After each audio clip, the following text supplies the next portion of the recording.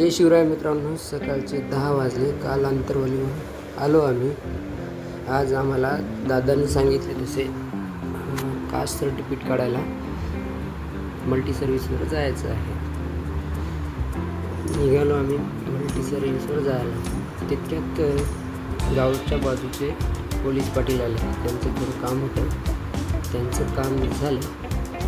थोडं बोललो त्यांना, त्यांचं काम भेटून आम्ही निघालो. आमचे संतोष दादा आणि दादा जरांगे पाटील यांचे अंगरक्षक यांना घेऊन आम्ही कास्ट सर्टिफिकेट काढायसाठी मल्टी सर्व्हिसवर निघालो. वाटेमध्ये जाता जाता आमच्या भवानी मातेचं मंदिर आहे. दादा म्हणला येते वेळेस आपण दर्शन घेऊता.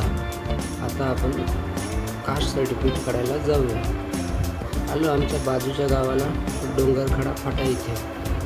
तिथे शाहरुख भाई यांचे मल्टी सर्व्हिस आहे. तिथे ऑनलाईन नोंदणी करायसाठी आम्ही गेलो.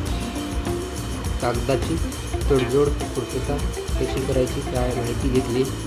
दादा बसला सहकार्याला गप्पा मारत आणि मी शाहरुख भाईसोबत फॉर्म भरत होतो. स्पेलिंग वगैरे काय बरोबर आहे का सर्व गोष्टी खूप बारीकीने पाहिल्या. शाहरुख भाई म्हणले एकदा बघा आणि सांगा मला.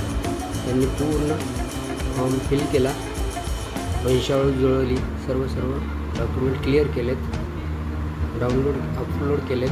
अपलोड करून परत एकदा मला बघायला सांगितलं आणि झाले, फायनल झाले आणि आम्ही निघालो आमच्या परतीच्या वाटेला. तितक्यात नवरात्र सुरू आहे आणि माहूरून ज्योत घेऊन पुणेत्री गावचे मंडळी आले होते आणि त्यांचं फोटो सेशन चालू होते डोंगरकडे फाट्यावर. लगेच आम्ही निघालो. दादाला मराठा मोहळा भेटला, भेटून आम्ही निघालो. दादा बघत होता की वंशावळ कशी आहे, काय बरोबर आहे का नाही. डॉक्युमेंट बघितले आणि निघालो. आणि आम्ही आता आलो भवानी मातेच्या दर्शनाला. जाते वेळेस ते दर्शन भेटलं नाही. दादा म्हणला आता येते वेळेस आपण दर्शन घेऊ. तिथेच शंभू शंकराचं खूप मोठं भव्य असे मंदिर आहे महादेवाचं. तिथं पण दर्शन घेतलं. दर्शन घेऊन आम्ही भवानी मातेच्या मंदिराकडे निघालो. महाराजांना हात दाखवला. लगेच आम्ही भवानीच्या मंदिरात गेलो.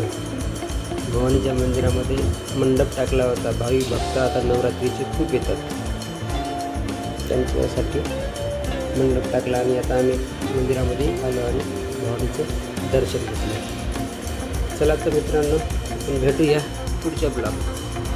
जय शिवराय.